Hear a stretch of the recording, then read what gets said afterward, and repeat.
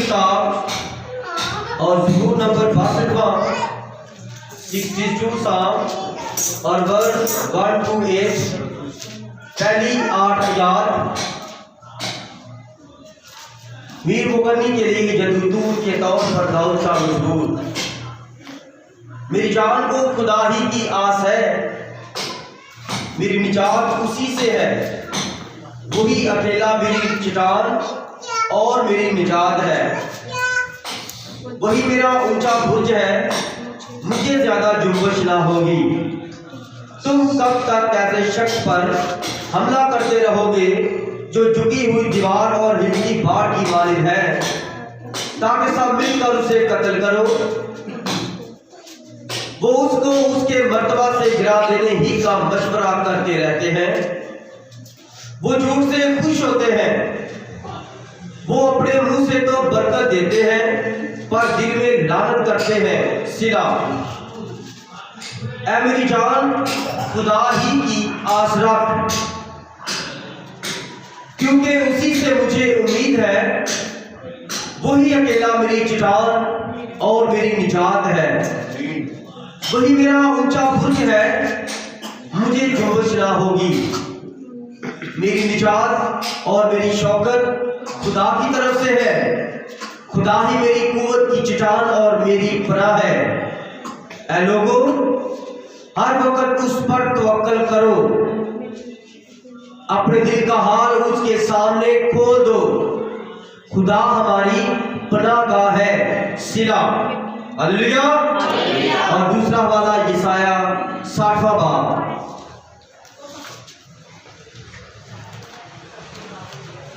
उसकी पहली 2 आयत। खुदा का नबी यशाया फरमाता है, उठ मुनव्वर हो क्योंकि तेरा नूर आ गया और खुदावंद का जलाल तुझ पर जाहिर हुआ। क्योंकि देख तारीकी जमीन पर छा जाएगी और तीर की उम्मतों पर, लेकिन खुदावंद तुझ पर तालिया होगा और उसका जलाल तुझ पर नुमाया होगा। खुदावंद के जिंदा पाक कलाम का पढ़ा और सुना जाना हम सबों के लिए बाइस से बरकत हो। खुदावंद आपको बरकत दे। सब तशरीफ रखे।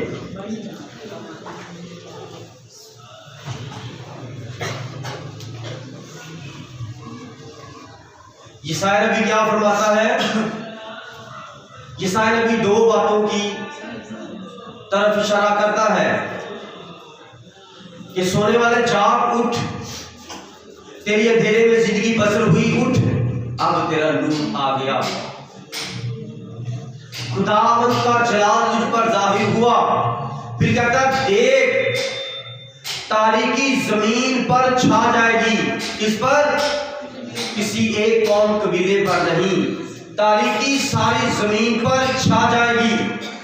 आज हम नूर और तारीकी की बाबत खुदावंद के कलाम से सीखें। हालेलुया। मेरे अजीजों, खुदावंद का कलाम खुदावंद के नबी यूहन्ना बपतिस्मा देने वाले की मार्फत कितनी देर पहले बयान किया गया? यशाया 40वें बाब में लिखा है, बियाबान में पुकारने वाले की आवाज आती है। अब बियाबान में कौन पुकार रहा है? कौन बियाबान में पुकार रहा था? हालेलुया। ये दोनों जो हवालाजात मैंने आप सब के सामने पढ़े हैं, इसका अनुमान क्या है? इसका अनुमान जो नबी ने रखा वही मैं आप सबके सामने रखने को हूं। शालूम, शालूम का क्या मतलब है? सलामती। मेरे अजीजों, जब खुदावंद यीशु मसीह मुर्दों में से जी उठे और अपने शहीदों से जुदा हो गए, और जब शहीद डरे एक जगह पर दुआ करते थे, शोक बना रहे थे, और एकदम से खुदावंद मसीह यीशु उनके दरमियान आ गए और उनसे इब्रानी जुबान में खुदावंद ने कलाम किया। तो वो कौन सा लफ्ज बोला खुदावंद ने? क्या किसी को याद है? कौन सा लफ्ज बोला खुदावंद ने?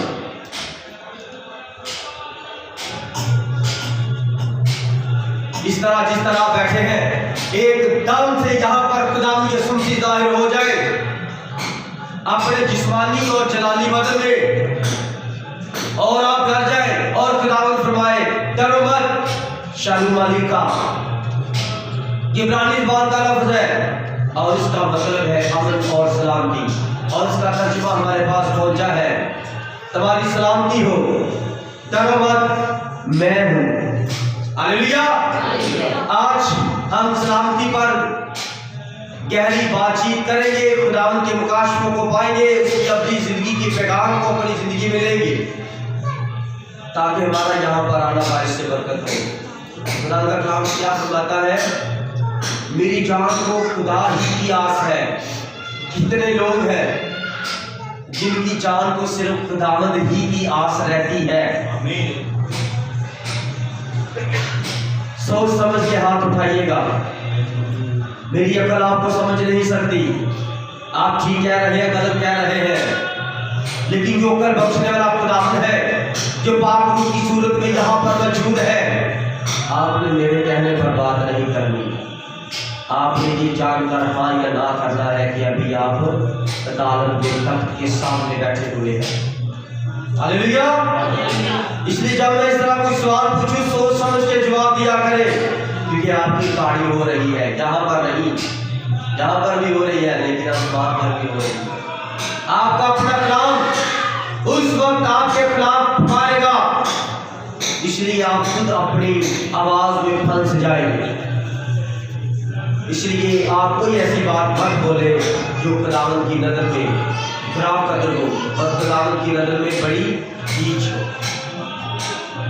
हालेलुया। इसलिए मेरे अजीजों, कलाम फरमाता है कोई अकेला मेरी शान और मेरी निजात है। आपने अक्सर ज़बूरों में पढ़ा है, दाऊद क्या कहता है, खुदावंद मेरा ऊंचा बुर्ज है, वो मेरा मोहकम किला है, वो मेरी चट्टान है। अच्छा, चट्टान किसे कहते हैं? आपको पता चट्टान के अंदर खुदा ने गहरे खजाने छुपा कर रखे होते हैं। चट्टान के अंदर एक मुकाशफा छुपा होता है, और बाइबल की इस्तलाह के मुताबिक चट्टान का मतलब है मुकाशफा। अब आप कहेंगे कोई इसका हवाला भी दे। जब यीशु मुनादी करते हुए अपने शहीदों के गला जगह पर ले गए, एक कमरे में जाकर बैठे, वहां से यीशु ने अपने शहीदों से पूछा, लोग मेरे बारे में क्या राय रखते हैं, वो मुझे क्या जानना चाहते हैं, वो मुझे क्या समझते हैं। किसने कहा, कोई कहता है वो जो नबी जो मर गया है अभी थोड़ी देर पहले, उसकी रूह तेरे अंदर आ गई है, तू यूहन्ना बपतिस्मा देने वाला है। 12 में से किसी ने कहा तू यिर्मयाह है, मैंने लोगों को तुझे यिर्मयाह के नाम से जाना है कि लोग तुझे यिर्मयाह समझते हैं, वो तुझे ईसाया कहता है, कोई कहता वो जो आने वाला एलिया है, तू वो है।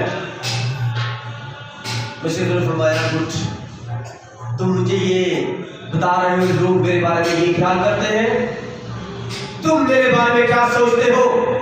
इतनी देर से तुम मेरे साथ हो और तुम्हें आज तक मेरे बारे में क्या समझ आए? जैसे मैंने अभी थोड़ी देर पहले कहा कि सोच समझ कर खुदावंद की अदालत में आप बैठे हुए, तब जिस तरह आप खामोश हो गए, वहां पर भी 12 शागिर्द एकदम से यकसान साकत हो गए। खामोशी का समा बन गया, सब सोचना शुरू कर, सबने सोचना शुरू कर दिया, हाँ ये तो मैंने कभी सोचा ही नहीं है। ये खुदावंद, जब हम इसे खुदावंद कहते हैं, खुदावंद खुदा कहते हैं, तो ये है कौन? ये तो भलाई है।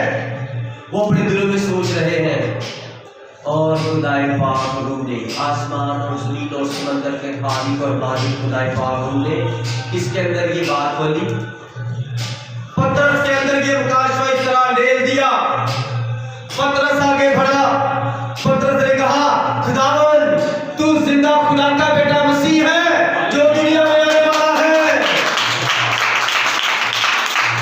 हालेलुया। और खुदावंद ने इसका किस तरह जवाब दिया, शाबाश ऐ शमौन के बेटे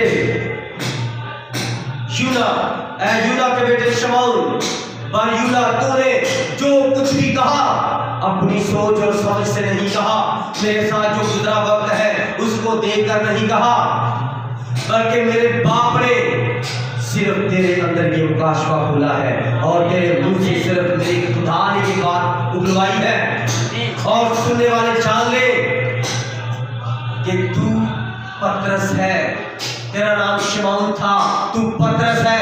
पतरस का मतलब है चट्टान, और चट्टान का मतलब है बंद मुकाशवा खोलने वाला। और मैं इस चट्टान पर क्या बनाऊंगा? कलीसिया बनाऊंगा। यहीं पर मेरे अजीजों, यहीं पर हमारे कैथोलिक भाई अपने आप को पेश करते हैं कि खुदावन ने चट्टान पर, पतरस चट्टान है। आज चट्टान से मेरे सामने एक बात आपके सामने बात रखता हूं। समय से पहले जो मेरी मिसेज है, उससे पहले मेरी एक जगह पर नौकरी हुई, और वो लड़की का जो देखभाल करती थी वो सिस्टर करती थी, उसकी वादा नहीं थी। वहां से एक सिस्टर आ गई मेरे पास, वो आते सारी मेरे साथ उसने बहुत ज्यादा सवाल किए। मैंने सुना कि तुम शादी के बाद फैमिली करने चले जाओगे, तुम अकेले नहीं जा सकते। इस तरह की उसने नेगेटिव पॉजिटिव बातें की, और करते करते इंग्लिश ये बात कर दी, और फिर यही बात की कि खुदावन ने पतरस पर ये कलीसिया कायम की है। मैंने कहा सिस्टर जी, ये बाइबल पढ़ी है, ये 35 का असली खादम आपके सामने बात कर रहा है, और अगर बाइबल के अंदर आप मुझे दिखा दें कि पतरस पर कलीसिया बनाई है, तो फिर आप पतरस की बात मान ले। पतरस कहता है यीशु के नाम का बपतिस्मा लो, तुम कहते हो बाप बेटे का बपतिस्मा लेना है, आप अपने बाप की बात नहीं मानते। और यीशु के नबी क्या फरमाया है, ये बात तुमने नहीं, मेरे बाप ने तेरे अंदर जाहिर की है, ये तेरे गोश्त और बदन ने खून ने नहीं बयान की।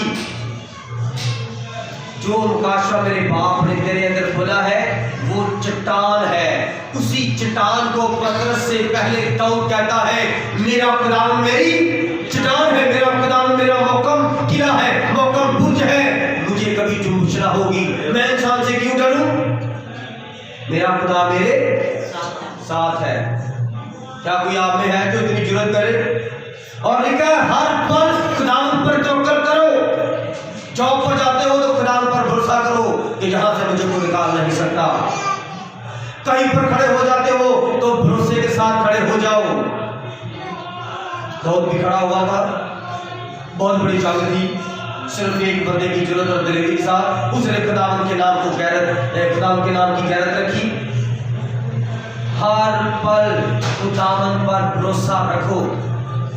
कोई ऐसा वक्त है जो खुदावन कहता है कि इस वक्त मेरे भरोसा मत करो, मियां बीवी आपस में मिलाप करते हैं, इसलिए खुदा हमें ना दे, खुदा पर भरोसा रखो।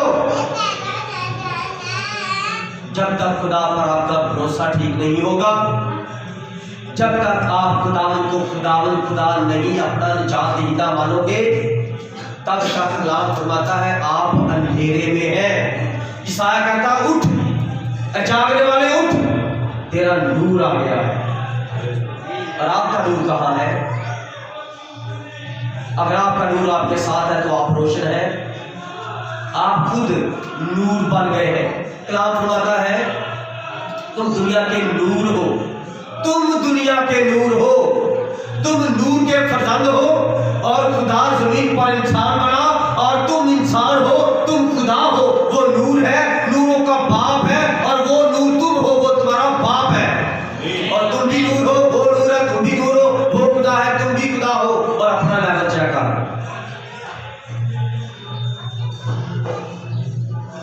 हालेलुया।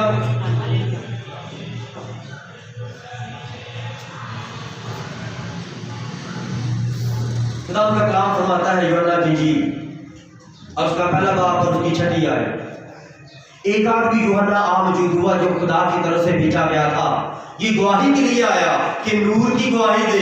किसकी गवाही दे? नूर की। मैं किसकी गवाही दे रहा हूं? अभी थोड़ी देर पहले भाई ने किसकी गवाही दी, जब ब्रदर जी कह रहे थे कि मैं खुश हूँ कि हमें अच्छा भाई मिला, तो किसकी गवाही दी? मेरी नहीं थी। अगर मैं बुरा होऊंगा तो आप अब्लीस की गवाही देंगे, और अगर मैं अच्छा होऊंगा तो आप यीशु की गवाही देंगे। उसने मुझे अपनी गवाही के लिए चुना हुआ। कलाम फरमाता है ये गवाही के लिए आया कि नूर की गवाही दे, ताकि सब उसके वसीला से ईमान लाए। अगर मैं यीशु की गवाही देता हूँ तो आप मुझ पर ईमान लाए। जिस तरह यूहन्ना ने इसकी पहली आमद की रात तैयार की, हम उसकी दूसरी आमद की तैयारी कर रहे हैं। याद रखिएगा, हमारा कैरेक्टर और हमारे अंदर जो मसा है, नबी ब्रदर वालों कहता पता किसका है? कोई बता सकता है? हमारे अंदर मुनादी करने का लेवल और मसा किसका है? वो काफी मसा। God bless you. हमारे अंदर एलिया का मसा है। मैंने अभी बयान किया, यूहन्ना के अंदर एलिया था और यूहन्ना मसीह यीशु की पहली आमद की तैयारी करवाने के लिए आया। लिखा है ये गवाही के लिए आया कि नूर की गवाही दे, ताकि सब उसके वसीला से ईमान लाए। वो खुद तो नूर ना था, मगर नूर की गवाही देने को आया था। हकीकी नूर जो हर एक आदमी को रोशन करता है, दुनिया में आने को था। मैं भी आपके सामने से नबी की तरह कहता हूं, वो जो नूर मुजस्सम होकर आया, जलाली बदन में रहा, इंसानी बदन में रहा, वो फिर आने वाला है अपनी नूरा को लेने के लिए। किसको लेने के लिए? वो नूर है और उसकी नूरानी दुल्हन जो जमीन पर है, वो उसको लेने के लिए आ रहा है। वो क्यों आ रहा है? क्योंकि उसने अपने जिस्म को काट कर जमीन पर रखा है। हालेलुया।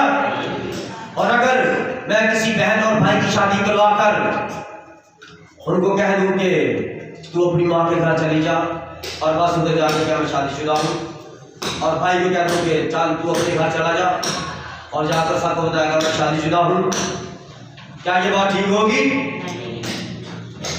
क्यों? मियां बीवी एक है, मैंने एक होने नहीं दिया। वो एक होने के लिए आ रहा है, वो नूर है, और अब आपको जानने की जरूरत है। आप जान दो ये सोने का वक्त नहीं है। अगर आपके अंदर नूर है तो फिर नूर को खींच लेगा, मगर को खींच लेगा, और ठंडी हवा को खींच लेगी। अगर आपके अंदर यीशु है तो आप इस मैसेज की इनकारी नहीं करेंगे। ये फरमुदा हकाम है और आप इसके खिलाफ नहीं बोलेंगे। लिखा है हर एक, कितने?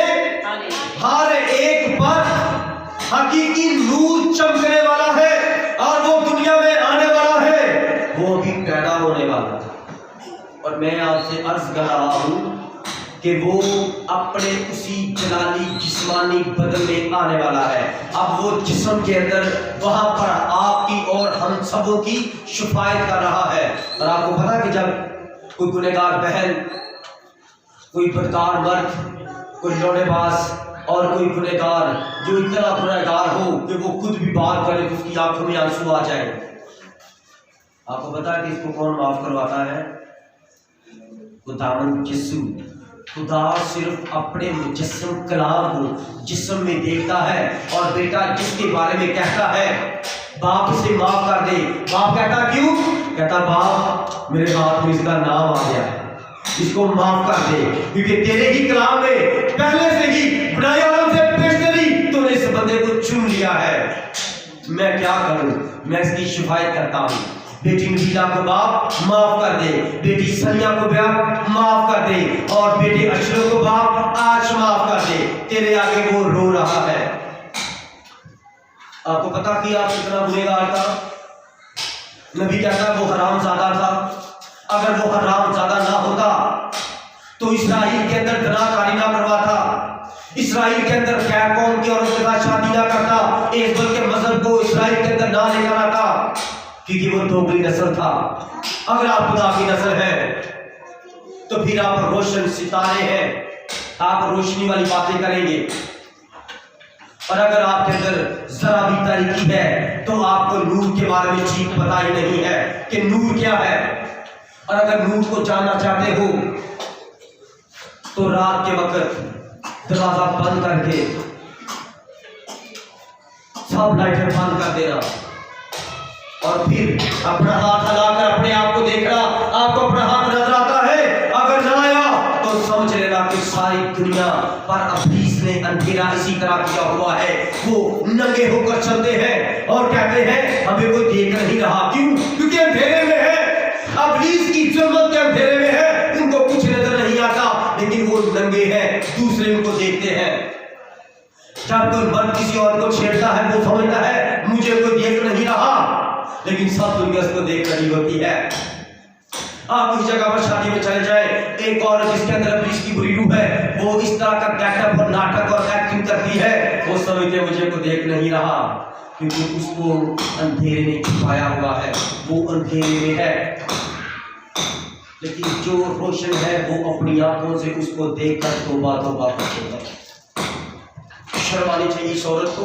2 बच्चे हैं, वो मियाँ बैठा है और देखो सरेआम क्या काम कर रही है। कौन है उसके अंदर जिसकी वो पैरवी कर रही है? आपको भी एक रूह की पैरवी करनी चाहिए, 2 रूह की पैरवी नहीं आप कर सकते। हालेलुया। अगर आप एक की पैरवी करेंगे तो फिर आप एक तरफ रहेंगे तो फिर आप कुछ बन जाएंगे। अगर इब्लीस की तरफ रहेंगे इब्लीस बन जाएंगे, याद रखिएगा।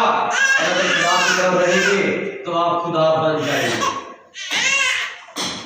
हालेलुया।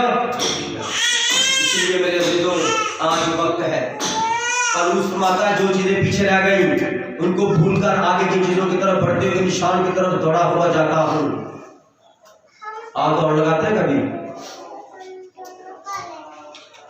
कभी स्टेडियम में किसी ने दौड़ देखी है? दौड़ कैसे लगाई जाती है? या दौड़ लगाने वाले की कभी रेसल देखी है आपने? किसी गाने वाले को कभी सुना है? उसको पूछना कैसे रियाजत करते हो? और आप अपने आप को मुस्लिम कहते हो। किसी फनकार के साथ अपने आप को मैच करके देख लो, तुम बहुत नीचे निकलोगे, वो बहुत ऊपर निकलेगा। किसी डांसर से पूछो, किसी एक्टर से पूछो कितनी मेहनत करते हो। इतनी मोटी किताब होती है किसकी? डायरेक्टर की लिखी हुई। वो ऐसे नहीं एक्टिंग करने शुरू कर देते, वो बार बार वो पढ़ते हैं, बार बार पढ़ते हैं, फिर आते हैं, फिर एक्ट करते हैं। गलती होती है तो वो आगे से इशारा करता है, कट, बाहर हो जा, दोबारा रसल करके आप 1 हफ्ता कितनी रसल करते हैं खुदावंत के पास आने के लिए? कितनी की तैयारी करते हैं खुदावंत के मज़बा पर आने के लिए? तो मैं हफ्ता पूरा ऐसी तैयारी करूं, ऐसी एक्टिंग करूं कि जब मैं वहां पर जाऊं उसका जवाब मेरे अंदर से जाहिर हो, मेरा चेहरा लोगों के सामने बदल जाए, उसका नूर मुझ पर ठहरे, दुनिया देखे, मुझे ना पता, दुनिया कहे, दुनिया गवाही दे कि मैं उसका गवाह हूं, मेरे अंदर से नूर झलक रहा है। हालेलुया। क्योंकि दाऊद उसे मुकाशफा कहता है, और जब आपकी जिंदगी में मुकाशफा आता है, और मुकाशफा मैं के साथ तशबीह देता है। मुकाशफा जब कोई शराबी शराब पीता है वो बुद्धि दलेर बन जाता है, और जब कोई मसीह मैं पीता है उसके अंदर मुकाशफा खुल जाता है, और जब मुकाशफा खुलता है तो फिर खुदावंद यीशु उसके अंदर आ जाता है, फिर उसका जिस्म इस्तेमाल होता है, खुदा ही उसके अंदर काम करता है। मेरे अजीजों, अब यशायाह कहता है कि सारी दुनिया पर तारीकी छा जाएगी। ये तारीकी क्या होती है? तारीकी किस किस चीज की है? क्या कोई बता सकता है? क्या किसी ने पुराने अहदनामे में से कुछ पढ़ा है? क्या कोई अभी मुझे थोड़ा थोड़ा बताएगा सारी जमात में से कि ये तारीकी होती है? अगर नहीं पता तारीकी का तो मैं आपके सामने तारीकी के काम पढ़ने लगा हूं। मेरे अजीजों, 27वां बाब और उसकी 15वीं आयत से मैं दुनिया के अंदर जो तारीकी है उसको बयान करने लगा हूं। लानत उस आदमी पर जो कारीगरी की सनत की तरह खोदी हुई या ढाली हुई मूर्त बनाकर जो खुदावन के नजदीक मकरूह है, उसको किसी पोशीदा जगह पर निसब करे और सब लोग जवाब दें और कहें आमीन। लानत उस पर जो अपने बाप या माँ को हकीर जाने और सब लोग कहें आमीन। ये क्या है? ये तारीकी के काम है, ये इब्लीस के काम है, ये अंधेरा है, ये जुल्मत है, ये तारीकी है। लानत उस पर जो अपने पड़ोसी की हद के निशान को हटाए और सब लोग कहें आमीन। क्या इसकी समझ आ गई? आपने आमीन कहा। अगर आपके घर में आपका हमसाया जवान लड़का या शादीशुदा लड़का ज्यादा से ज्यादा आता है तो आप उस पर नजर रखें वो क्यों आता है, किस लिए आता है। अगर वो आपकी बहू के लिए आता है, अगर वो आपकी बेटी के लिए आता है तो वो अपने पड़ोसी की हद को फैलाग रहा है और खुदा का कलाम उस पर लानत करता है। नया कलाम कहता है अगर तुमने सारी शरीयत पर अमल करना है, पांचों किताबों पर अमल करना है, 5 किताबें जीसस है, जीसस शरीयत का खजाना है। वो किसी स्कूल में नहीं पढ़ा। नबी बदरमान कहता 12 साल का बच्चा, 12 साल का बच्चा और इस्राएल के अंदर इतने बड़े मजमे को मुनाज़रे में हरा दिया। कौन था वो नूर से नूर जुदा हुआ जिस समय आया हुआ था। वो नूरों का रब था, रब रफ़वाज था, जिंदा खुदा था, खुदावंदों का खुदा था, कादर मुतलिक खुद खुदा था। हालेलुया। और नबी कहता है, कौन कहता है कि वो जो 12 साल का यीशु था उसकी मां मरियम है। बाइबल किसी की तरफदारी नहीं करती, बाइबल किसी की तरफदारी पेश नहीं करती, बाइबल किसी को छुपाती नहीं, बाइबल बयान कर दिया खोल खोल कर। दुनिया की आखिरी कलीसिया कहती है कि मरियम खुदा की मां है,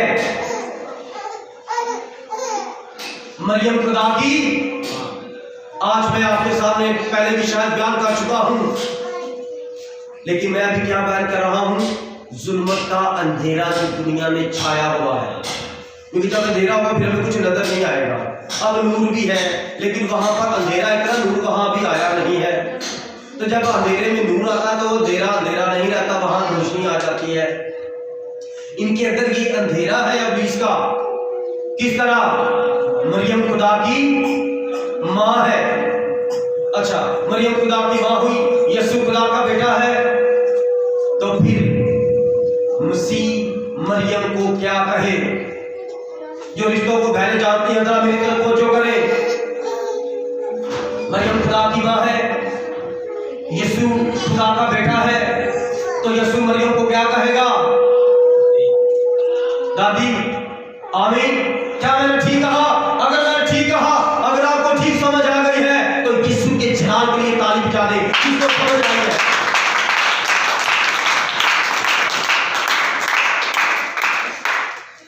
कलाम फरमाता है उठ मुनव्वर हो क्योंकि तेरा नूर आ गया और खुदावंद का जलाल तुझ पर ज़ाहिर हुआ।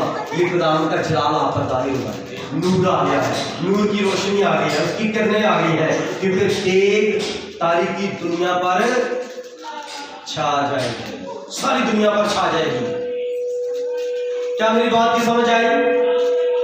यीशु किसका बेटा है? पौलुस के खत में लिखा है यीशु मसीह के खुदा और बाप की हम अब दरबार हो। यीशु मसीह के खुदा और बाप, तो यीशु का बाप कौन है? तो यीशु किससे पैदा हुआ? यीशु किससे पैदा हुआ? मरियम से पैदा हुआ। और मरियम खुदा की मां है। मुझे तो साबित करे वो उसका बाप भी है और वो उसकी मां भी है, और वो उससे पैदा किस तरह हो सकता है? मैं ये बात यहां पर भी पढ़ने लगा हूं, मैं इस पर फिर बात करूंगा। आगे आए लानत उस पर जो देखो रास्ते से गुमराह करे और सब लोग कहे आमीन। ये दुनिया पर अंधेरा है। लानत उस पर जो परदेसी और यतीम और बेवा के मुकदमे को भगाड़े और सब लोग कहे आमीन। लानत उस पर जो अपने बाप की बीवी से मुबाशर करे, क्योंकि वो अपने बाप के बदल को फिर पता करता है और सब लोग कहे आमीन। लानत उस पर जो किसी चौपाई के साथ जमा कर जना करना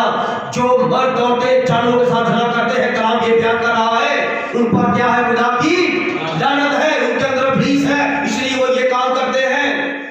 कारण उस पर जो अपनी बहन से मुबाशरत करे, खा उसके बाप की बेटी को, खा माँ की, और सब लोग कहे आमीन। इब्राहिम ने किसके साथ शादी की? इब्राहिम ने किसके साथ शादी की? सारा उसकी बहन की, वो उसके बाप का हुक्म था, वो एक ही बाप के पीछे पैदा हुए थे।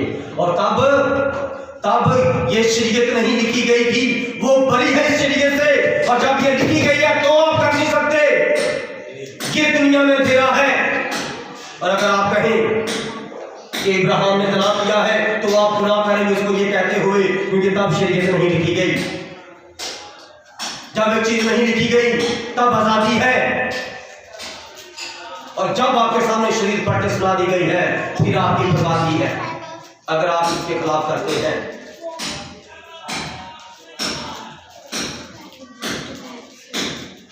लानत उस पर जो अपनी सास से मुबाशरत करे, और सब लोग कहे आमीन। अब देखो फिर वही बात आ गई, मरियम खुदा की मां है और यीशु खुदा का बेटा है, तो उस हिसाब से वो उसको दादी कहे, तो यीशु की मां कौन? यीशु पैदा किससे हुआ? फिर वो मरियम से पैदा नहीं हुआ। अकॉर्डिंग टू इस पॉइंट ऑफ व्यू से, क्या मैंने ठीक कहा जी बेटा? समझ आ रही है आपको? आमीन, बरकत मिल रही है ना? ये दो पॉइंट है, नूर और तारीकी। दुनिया पर ये तारीकी छाई हुई है और आपके सामने नूर आ गया है, नूर का पैगाम आ गया है। अब रोशनी में आ जाओ, अंधेरा खत्म कर दो।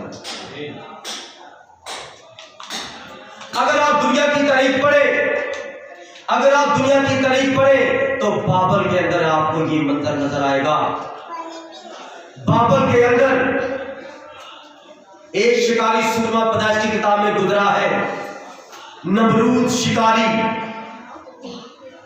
ब्रदर बाबर कहते हैं मैंने वहां की तारीख पढ़ी और उस तारीख की किताब का नाम था प्रिंस ऑफ बबलून, ये वहां का शहजादा। और अब जो उस दौर की बुत परस्ती में तस्वीर ली गई है वो क्या थी? नमरूद जो था वो पूरा मर्द है, नमरूद पूरा, और एक औरत ने उसे उठाया है और दूध पिला रही है। एक औरत ने उसे उठाया है गोद में, और जितना मां बच्चे को दूध पिलाती है वो उसे दूध पिला रही है। और एक वक्त में वो उसका बेटा बन रहा है और एक वक्त में वो उसका मियां बन रहा है। ये गीता कहां से आया? आप तारीख को पढ़े, तारीख अपने आप को दोहराती है। लोग बेटियों का नाम रखते हैं डियाना। डियाना का मतलब पता, लातीनी जुबान का लफ्ज है, अस्तरात देवी का नाम था डियाना। दुनिया की एक बहुत बड़ी सल्तनत, वहां की प्रिंसेस का नाम था डियाना, और जो नाम था वही रूप थी उसके अंदर, वही उसने काम किया। जनाकारी में पकड़ी गई और उन्होंने मरवा दिया। नाम असर करता है, तुम उसका नाम यीशु रखना। आज लोग क्या करते हैं? दुआ कराते हैं 9 माह तक, जब बच्चा पैदा होता है तो ताए चाचे नाम रख के वो चले जाते हैं। ये सबसे बुरी बात है। जैसा नाम होगा वैसी शख्सियत होगी। अगर नूर का नाम रखोगे तो उसके अंदर नूर आएगा, और अगर अंधेरा उसका नाम रखोगे तो वो अंधेरा उसके अंदर रहेगा। इसलिए मेरे अज़ीज़ों, याद रखना इन बातों को। इसलिए ये नजरिया कहां से आया? रोम की तरफ से आया। ये रोम का मजहब था और यूनान का मजहब था। ये दोनों आपस में मिल गए और उन्होंने ये अकीदा तरतीब किया। मसीह यीशु का बाप कौन है? कलाम फरमाता है रूह कुद्दूस है। वो तो रूह कुद्दूस से पैदा हो रहा है। नबी कहता है, बाइबल कहती है, एक बार भी यीशु ने मरियम को मां नहीं कहा। यीशु ने मरियम को मां नहीं कहा। और इसी तरह का एक शैतानी केस मेरे पास आया। भाई को याद है उस केस की, जब आखिरी सुनवाई थी तो मेरे घर ब्रदर जी आए हुए थे, भाई फैसल। वहां पर एक गैर उसी माँ मेरे पास आई और वो कहती, मैं बहुत परेशान हूं, ये मेरा बेटा मुझे माँ नहीं कहता। क्यों नहीं कहता? उसके अंदर एक जिन था, तो जिन की तो वो माँ नहीं थी, तो जिन से अपनी माँ किस तरह कहता। इस मुकाशरे को समझाने के लिए आपके सामने ये दलील पेश की है, क्योंकि इसका चश्मदीद दुआ आपके सामने बैठा है और मेरी भी दुआ है। किस तरह वो बुजुर्गा माँ रोती थी, कहती थी मेरी कोख तरसती है, मेरा दिल तड़पता है कि ये मुझे माँ नहीं कहता। जब मैं इसको कहती हूँ बात तो इस तरह बोलता है और जा अपना काम कर, मैंने नहीं करना, इस तरह बोलता है, ये मुझे माँ नहीं कहता। मैंने कहा ये आपको माँ नहीं कहेगा, क्योंकि इसके अंदर बुरी रूह है और आप उसकी माँ नहीं है। जब वो इसके अंदर नहीं होगी, ये आपको माँ जी कहेगा। हालेलुया।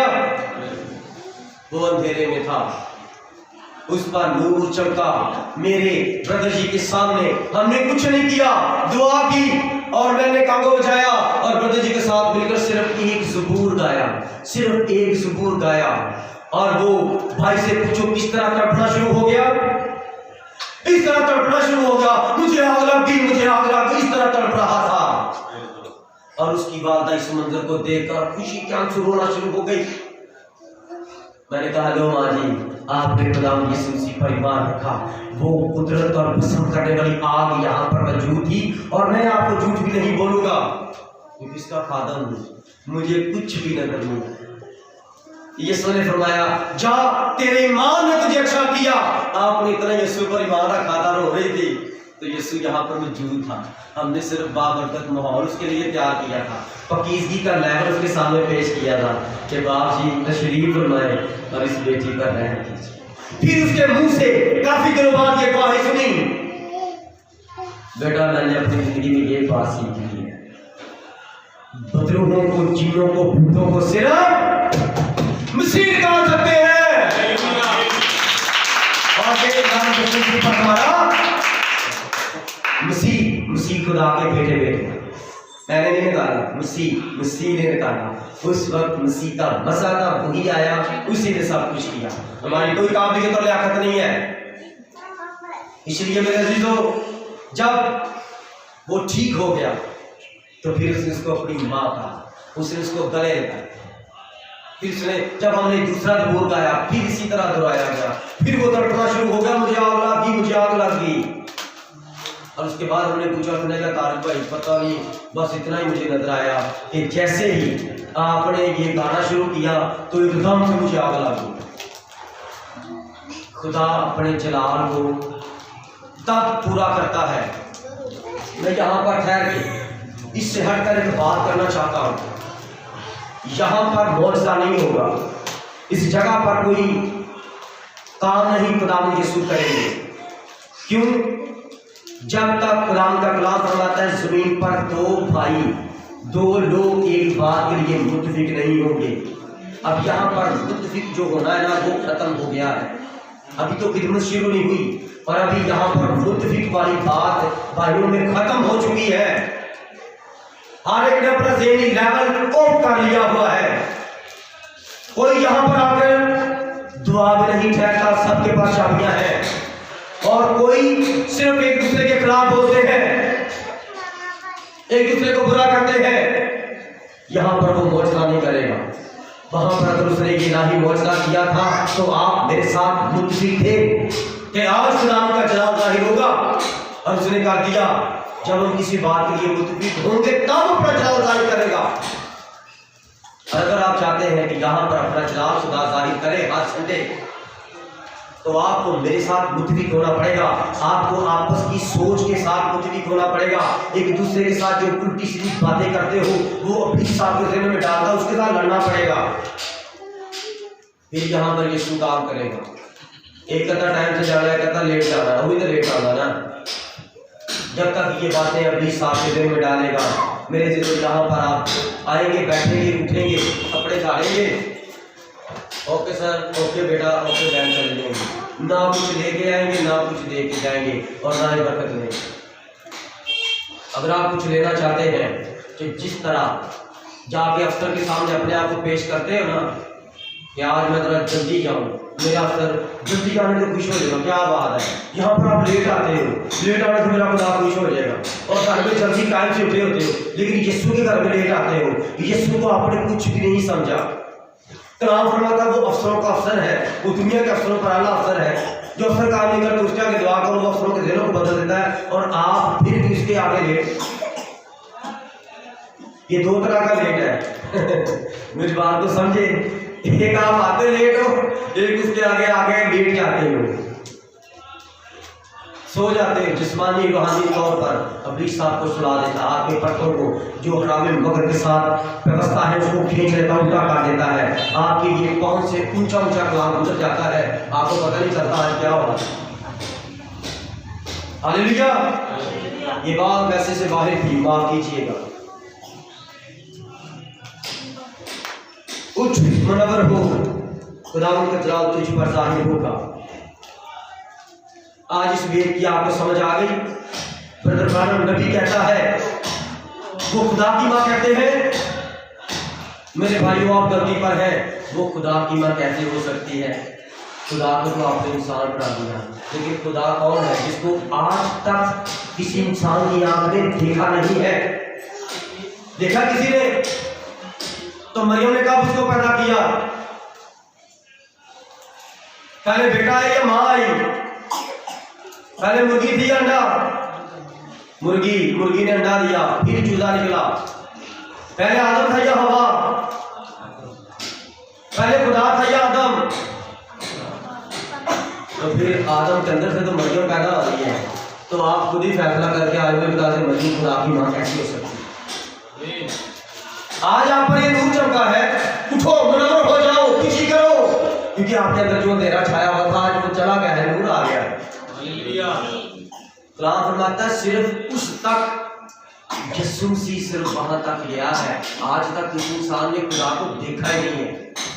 अगर आप कहें ना परूस पर कौन था, तो वो नूर था। नूर के अंदर होकर खुदा मिला ताकि ये मर ना जाए।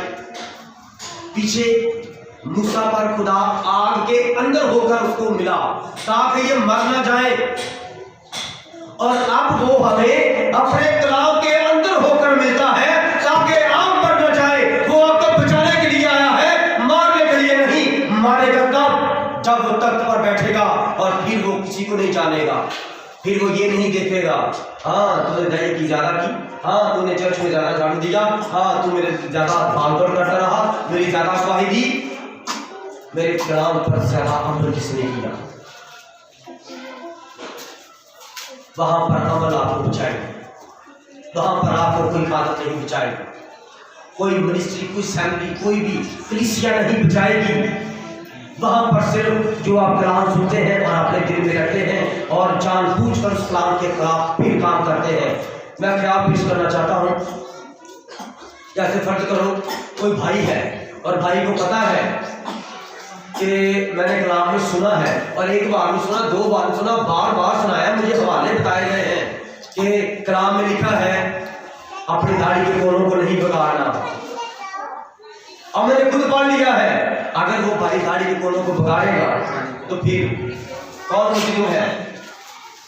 वो भाई अगर ये बहन को हवाले दे दे के बता दिया गया है कि खुदा ये चीजें मना करता है, अगर वो फिर भी बेटी जानबूझकर खुदा के खिलाफ बाल काटे और टाइट्स पहने और अपना जिस्म दूसरों के सामने पेश करे, तो याद रखना उसका उस कपड़े का नाम इन्होंने रखा टाइट्स, कि आप जब इसको पहनोगे तो जैसा आपका बदन है वैसा ही नजर आएगा, सबको वैसा ही नजर आएगा। तो फिर आप क्या करते हैं?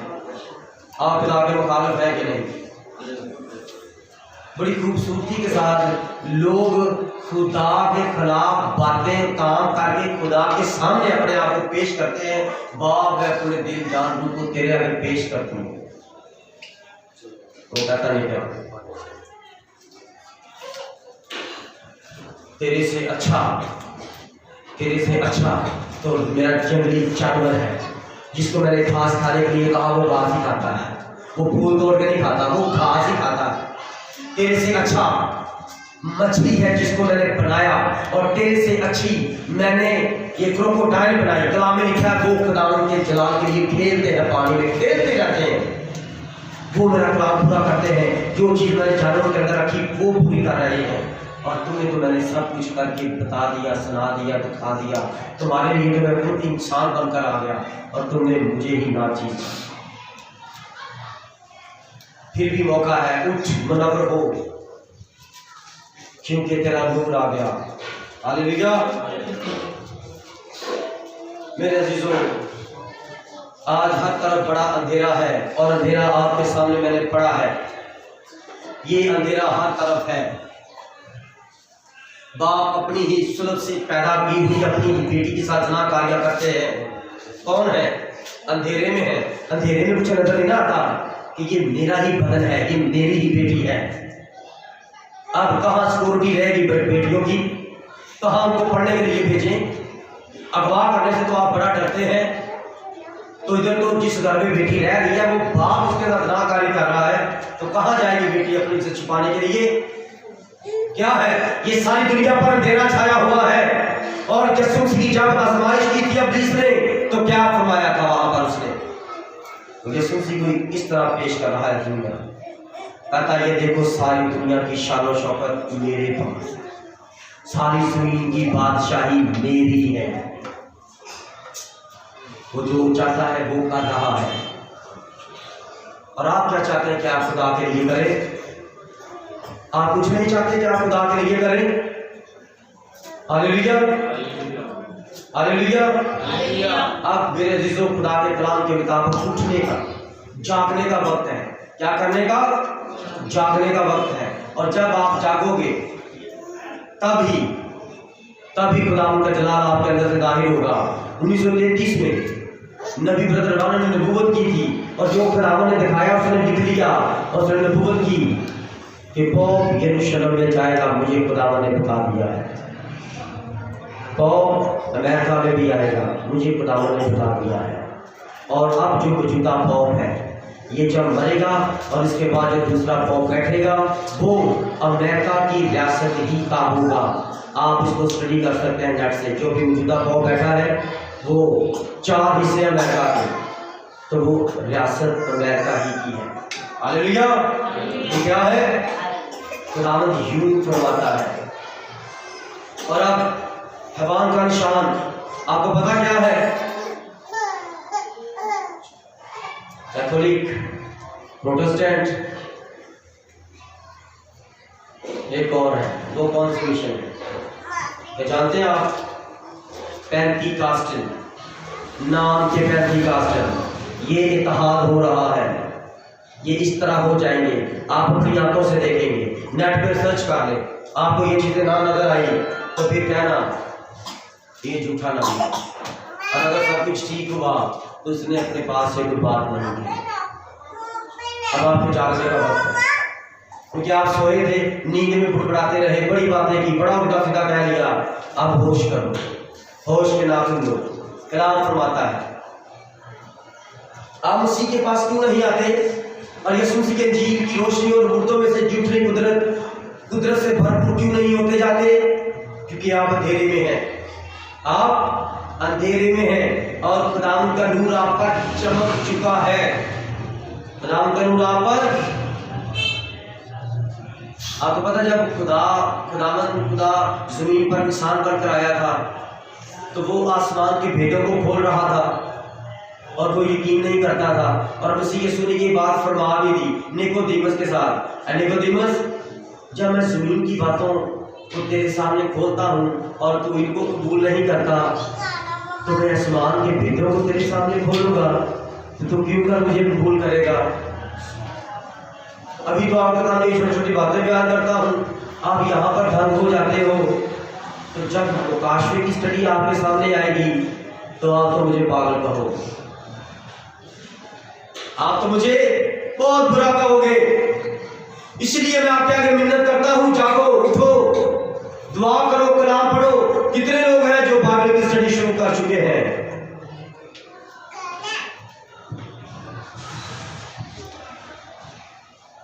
आपको हाथ नजर आ रहे हैं? जरा हाथ देख लो। 1 2 3 4, 4 हाथ, 3 बहनें और 1 भाई सिर्फ कलाम को पढ़ते हैं और आप सब कहते हैं हम मसीही हैं। जो सिगरेट पीते हैं ना, उनसे डब्बी छीन कर देखो, लड़ेंगे। एक दिन में कितनी सिगरेट पीते हैं। जब मेरे बाप के ये फेफड़े सुखड़ गए थे तो डॉक्टरों ने लिमिट दी कि 2 हफ्ते तक देखते हैं। तो फिर मुझे बताया कि पानी किधर आओ, और यहाँ पर पसलियों में, यहाँ पर, यहाँ इस तरह खाली टीका, इस तरह मारा, इस तरह खींचा और वो पीले रंग के पानी से भर गया। पीले रंग के पानी से। मेरे बाप का मुंह उधर था, हम पीछे खड़े थे। उसने कहा अरे ये देखो तुम्हारा बाप कितनी सिगरेट की डबियां पीता है, कितनी डबियां पीते हो,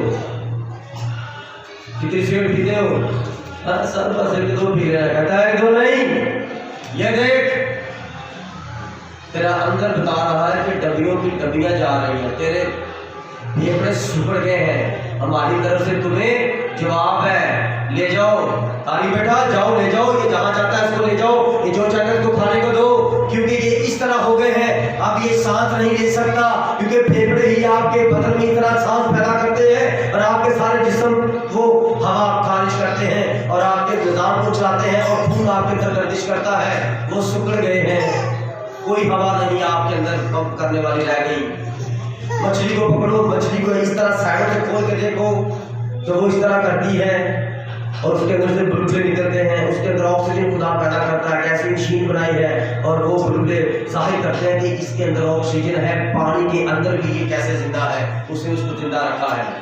अब जब मेरे बाप ने सुना कि मैं डेड हो चुका हूँ तो माफी मांगी, खुदा ने जिंदगी दी। डॉक्टरों ने 12-14 साल पहले इसको डेड कर दिया था कि ये महीने डेढ़ तक मर जाएगा, और वही मेरा बाप तब से अब तक जी रहा है। जिंदगी किसके हाथ में है? इसलिए अगर आपके अंदर अंधेरा है, आज मैंने टीका लगाया है और वो टीका सारा इस तरह मुझे नजर नहीं आ रहा, सब काला हो गया है। आपके अंदर बहुत गंदगी है, अब इसकी निकाल दो। अपने दिलों को साफ करो।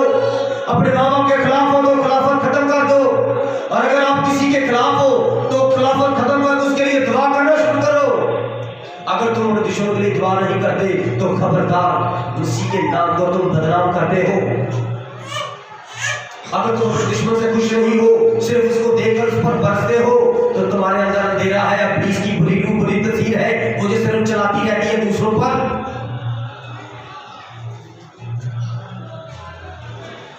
हालेलुया। नबी कहता है अंधेरा उतर की छा गई, सूरज की रोशनी पर पड़ने वाली, सूरज की चांद पर पड़ने वाली रोशनी के रास्ता में दुनिया आ गई। क्या आ गई? दुनिया आ गई। इसी तरह आज कलीसिया पर रोशनी पड़नी थी कलाम की, तो वो अकीदे आ गए। अकीदों की वजह से आपको कलाम ठीक नजर नहीं आने पा रहा, और ना ही आप उसको ठीक पाना चाह रहे हैं, क्योंकि चांद को तरी कर दिया। जब सूरज ये अपनी ड्यूटी करके तो छुप जाएगा मगरिब में, तो फिर चांद निकलेगा, और चांद के अंदर किसकी रोशनी होगी? सूरज की रोशनी चांद के अंदर होगी, और चांद रात को रोशनी देगा और रात को वो अंधेरा नहीं होने देगा। खुदा हर तरह से समझा रहा है, सिखा रहा है। सुबह को खुदा ने सूरज निकाला है कि रोशनी रहे, जब इसकी ड्यूटी खत्म होगी तो फिर खुदा चांद को भेजेगा, सितारों को भेजेगा कि अंधेरे के अंदर भी रोशनी रहे सूरज की। इस्राइल रोशनी दे रहा था कलाम मुकद्दस में से खुदा की आपको, और कलीसिया जो उसके बेटे बेटियां हैं वो रोशनी देंगे सूरज की आपको। लेकिन आप अपने सामने अंधेरा कर बैठे हैं, अपनी मर्जी का अंधेरा, अपनी मर्जी से उठना और जागना। जब आप खुदा के लिए अपने जिस्म को दुख देंगे, वो आपको सुख देगा, सुख। जब हम जॉब करते हैं वहाँ पर ज़्यादा से ज़्यादा वक्त गुजारते हैं, ओवर टाइम करते हैं, तो हमारी नींद नहीं पूरी होती, हमारे बहुत पिछले जाते हैं, हमारे पट्टों में दर्द रहती है। लेकिन अब बड़ा फख्र होता है जब हम पैसे पकड़ते हैं ना, 30,000 40,000 लाख में कहते हैं वो उन्होंने 2 घंटा ओवर टाइम किया था ना, 6 हफ्ते, ये वो मिले हैं, इसलिए 50,000 तनख्वाह मेरी हो गई है। क्या बात है। फिर वो जो जागना होता है ना, बार बार उठना, वो भूल जाता है। इसलिए मेरे अजीजों, अगर आप यहाँ पर ओवर टाइम करें और ठीक खुदाम के साथ अपने आप को पेश करें, तो कलाम आपके लिए आसमानी और ज़मीनी खजाने तैयार करके बैठा है। अगर आप लेना चाहते हैं तो अब चांद यानी हम नज़दीके कलीसिया है। नबी कहता है चांद यानी हम नज़दीके कलीसिया है। और मुकाशवा का 3रा बाब पढ़कर देख लीजिए, आपको यीशु कलीसिया के अंदर नजर नहीं आएगा। इतने अकीदे आ गए हैं, इतने अकीदे आ गए हैं कि अब कलीसिया के बाहर है खुदावंद यीशु, और सिर्फ अकीदे बनाए जा रहे हैं कलीसिया में। अब खुदा चाहता है कि वो कलीसिया के अंदर आए, और लिखा वो जिनको अजीज रखता है उन्हें मलामत और तंबीह करता है। खुदा उन्हें सिखाता है, खुदा उन पर अपने जलाल को जाहिर करता है। हालेलुया।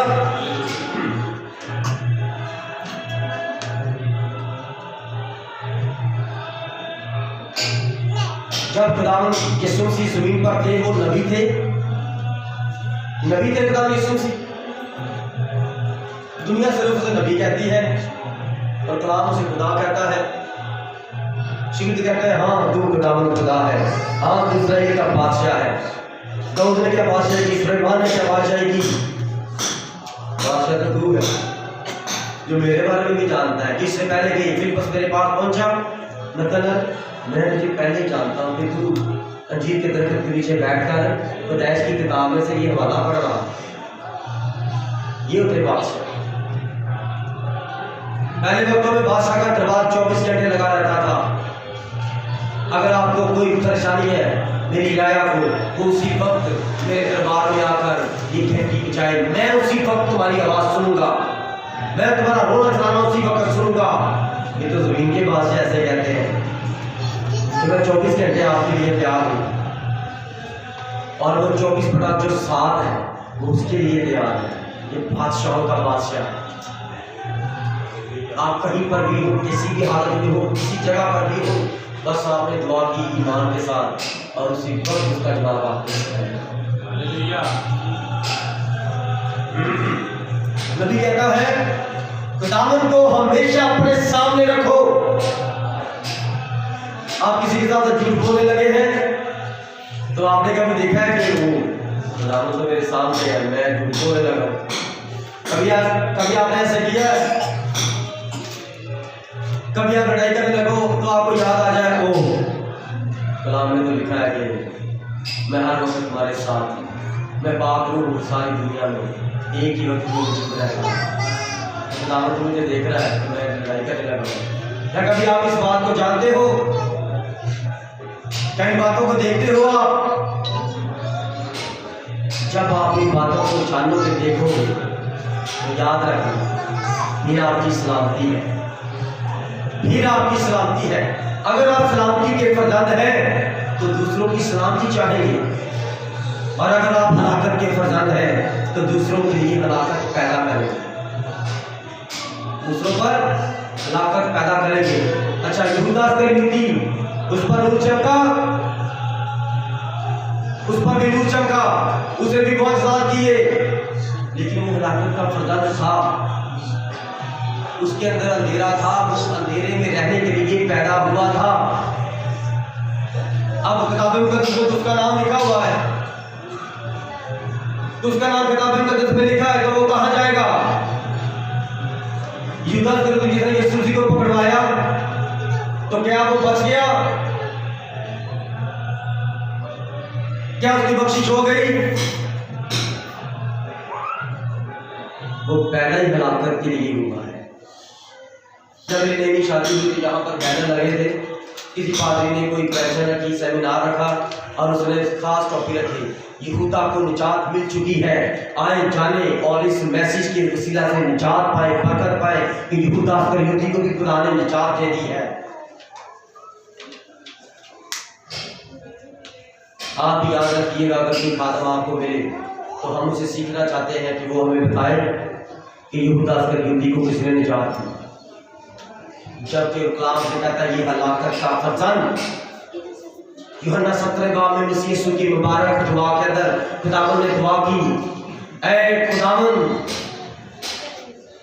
जिन्हें तूने मुझको दिया है उनमें से मैंने किसी को भी खोने नहीं दिया, सिर्फ एक के सिवा जिसकी बाबत तेरे कलाम में लिखा है कि वो हलाकत का फर्जंद यहूदा, सिर्फ वही मुझसे छीना गया और किसी को मैंने छीने नहीं दिया।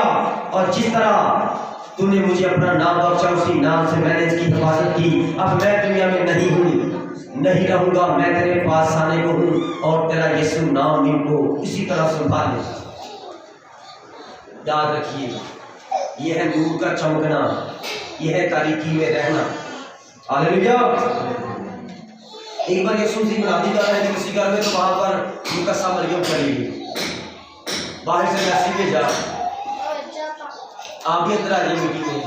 तो वो कहती नहीं, आप जाकर अल्लाह ताला जो मैसेज दे रहा है ना, जब मेरा विवाह वाला यीशु का नाम है, वो मेरा बेटा है, उसको जो कार जाकर कहना कि तुम्हारी माँ तुम्हारे भाई तुम्हें बुला रहे हैं। देखो कितना बड़ा मजबूत है। यीशु ने वहां था गिरफ्तार, यीशु ने वहां पर, यीशु ठीक करना गलत है। नबी कहता है, वो कहते हैं कि खुदा की माँ है, लेकिन वो तो मसीह की माँ भी है। अगर उसकी माँ होती तो वो इनकार करता, उसे माँ कहता कि ना कहता। जब बच्चा पैदा होता तो माँ सबसे पहले लफ्ज़ ये सिखाती है, बोलो मामा, बोलो मामा, बोलो पापा, जिससे तू पैदा हुआ है उनका नाम लो। जब वो मामा पापा कहना सीखता है तो फिर कहते हैं तुम्हारे पापा का नाम क्या है, तुम्हारी मामा का नाम क्या है, फिर वो नाम बताते हैं। इसलिए मेरे अजीजों, हम कहाँ पर जा रहे हैं, हमें इन चीज़ों से सीखना पड़ेगा। मसीह यीशु जब वहाँ पर ये मसीह यीशु ने क्या फरमाया, कौन है मेरी माँ और कौन है मेरे भाई, वो जो मेरे बाप का कलाम सुनते हैं। अगर आप उसका कलाम सुनते हैं, सुनने का क्या मतलब है, रूह कलीसियाओं से साफ फरमाता है जिसके सुनने के कान हो। सुनने के कान हो इसका मतलब है वो समझ भी रखता हूँ, मैं सुन क्या रहा हूँ, अब मैंने समझ लिया मैंने करना क्या है। रूह कलीसियाओं से साफ फरमाता है जिसके सुनने के कान हो वो सुने।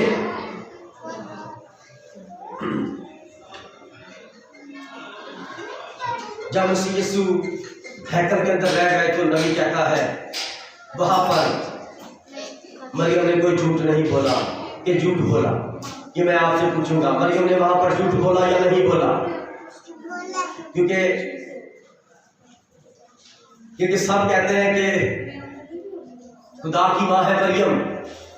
अब देखो मरियम वहां पर क्या बयान कर रही है, ये रोशनी की बातें हैं बेटा, ये नूर चमक रहा है, ये नूर की रोशनी है, खुदा नूर है, ये नूर है, उसकी गहरी गहरी रोशनी यहाँ पर जाहिर हो रही है।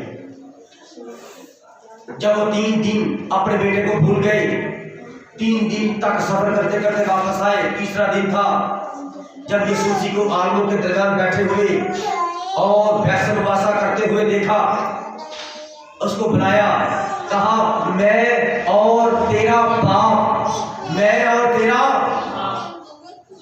अब आप फैसला करें, आप फैसला करें मरियम झूठ बोल रही है या सच बोल रही है। अगर आप उसे मुकद्दसा कहते हैं, बाइबल से कहती है सारी कौमें मुझे मुकद्दसा कहेगी, अगर आप भी उसे मुकद्दसा कहते हैं तो मरियम ने झूठ बोला या सच बोला, आप मुझे फैसला करके बताएं, तब तक मैं 2 घूंट पानी में।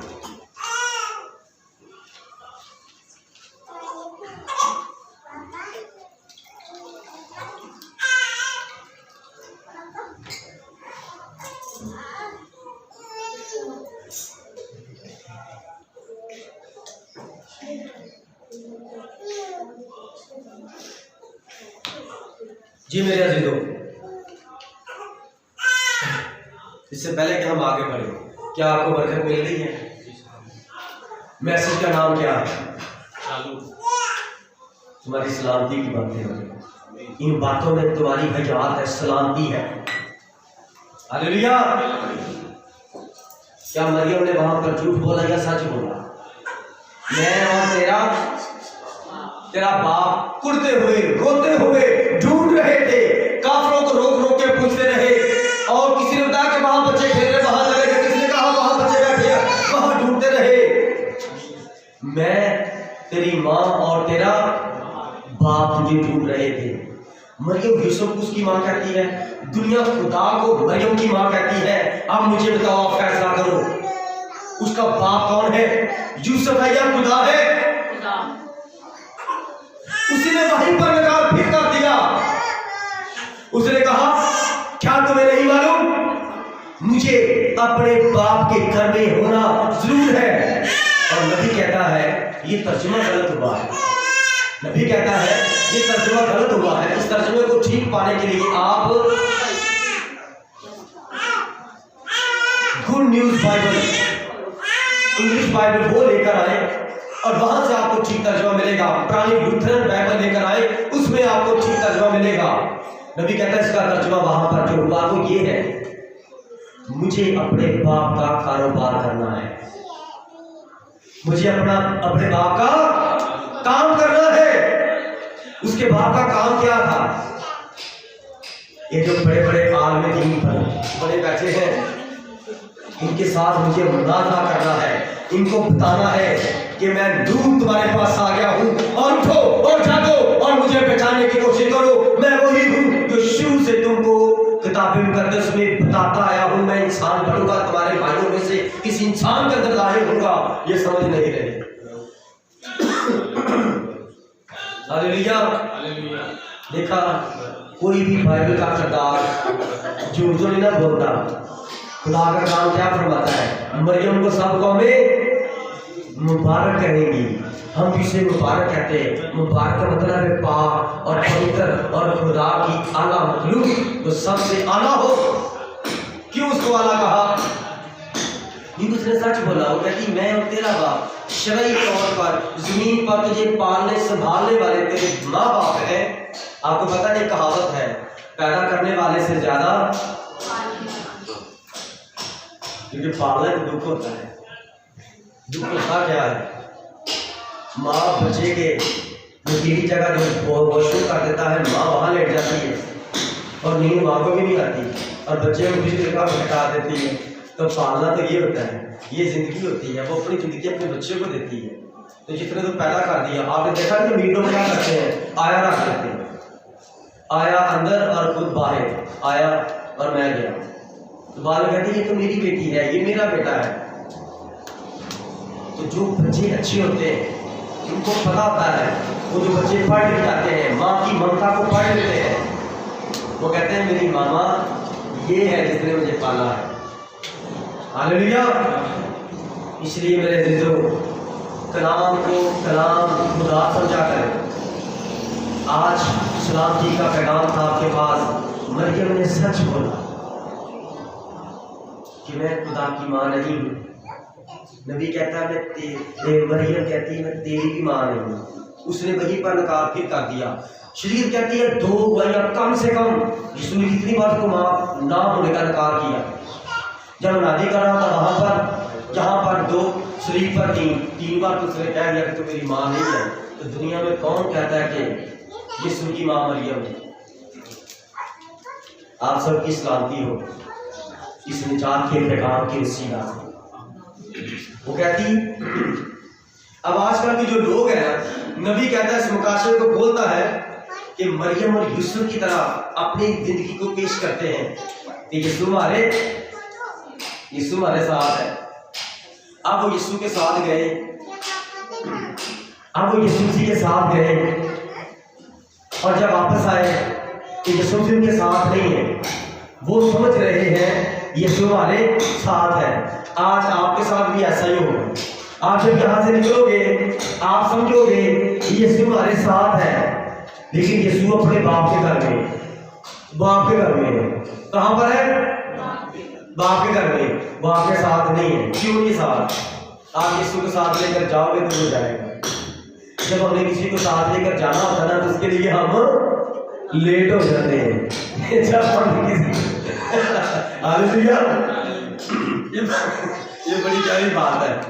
खुदावंद आप सबको बरकत दे, जिनको इस बात की समझ आ गई है कि जब हमें किसी को लेकर जाना होता है ना साथ, तो फिर हम लेट होते हैं। लेकिन वो जल्दी निकल गए थे, तो यीशु उनके साथ नहीं था। 3 दिन तक उनको नहीं पता चला कि वो हमारे साथ है। इधर 3 साल गुजर जाते हैं, लोगों को पता नहीं होता यीशु हमारे साथ है या नहीं है। फिर जब आप वापस ढूंढने के लिए जाते हो, तो आप कहते हैं यीशु आप हमारे हो, कहता नहीं मैं आपका नहीं हूँ। 3 साल बाद यीशु की याद आई, अब जाओ पहले ना अपने काम पूरे कर लो, मैं बाहर से लंगरों को बुला लूंगा, उनको ये खाना पेश कर दूँ। Hallelujah, hallelujah. इसलिए मेरे अजीजों, जिस तरह मरियम और यूसुफ गलती पर थे, आज भी बहुत सारे लोग गलती पर हैं। वो समझता है कि चर्च में जाना, पादरी के साथ हाथ मिलाना और चंदा देना और रजिस्ट्रेशन करवा लेना, ये कलीसिया में शमूलियत है और ये निजात हो गई है। लेकिन कलाम फरमाता है कि वो दुआ करने में, रोटी तोड़ने में और रफाकत रखने में मशगूल रहे, मसरूफ रहे। ये जिंदगी है, ये सलामती का पैगाम है कि वो इस तरह करते थे। और जब वो इस तरह करते थे तो ही दुनिया में उनका नाम हुआ। यीशु मसीह का जो ज़मीनी बाप था, उसका क्या काम था? बड़े का काम। और यीशु मसीह ने हैकल के अंदर लाखों के बंदियों में क्या कहा? मुझे अपने बाप का काम करना है। तो यीशु ने किस बात की कहा? बड़ाई की, खुदा की। हालेलुया। देखो कलाम साफ साफ लिखा है, अब सलामती के पैगाम के मुकाशवे खुल रहे। इसलिए मेरे अजीजों, खुदा का कलाम फरमाता है कि 12 साल के बच्चे को खुदा ने इस्तेमाल किया और 80-80, 70-70 साल के बुजुर्गों के मुंह बांधो, उनको जवाब ना है। और अगर आप भी मैसेज को ठीक तौर पर पढ़ेंगे तो आपके सवालों का भी कोई जवाब नहीं दे सकता, सिर्फ आप उनके सवाल का जवाब दे सकते हैं। तो ये शुरू से ये नासरत का बिगड़ी फिरका है जिसका मैं पादरी हूं, जिसकी हम मुनादी करते हैं वो नासरत का नबी यीशु है। और हम जो दुनिया उसे उस वक्त कहती थी बिगड़ी, और हमें आज भी बिगड़ी कहते हैं। और ये हमारा फख्र है खुदावंद के यीशु पर। उन्होंने खुदावंद के यीशु को बिगड़ी कहा, पौलुस रसूल को बिगड़ी कहा, और आज हमें भी कहेंगे। अगर हमें बिगड़ी ना कहते तो उसका नूर हम पर ना चमकता। अगर नूर चमका है तो फिर अंधेरा हमारे खिलाफ होगा। आमीन।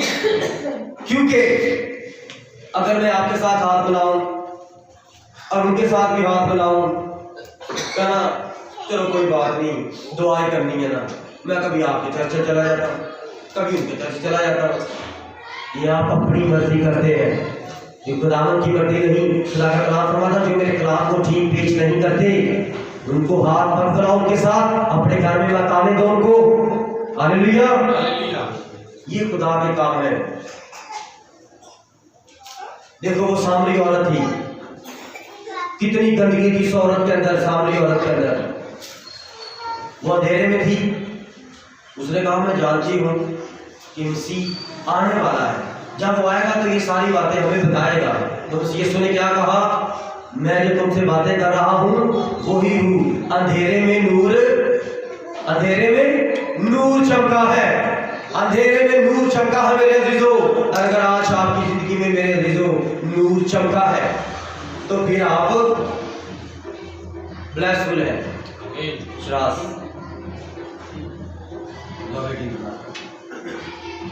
हालेलुया। आज आपकी जिंदगी में नूर चमका है और नया साल आने वाला है।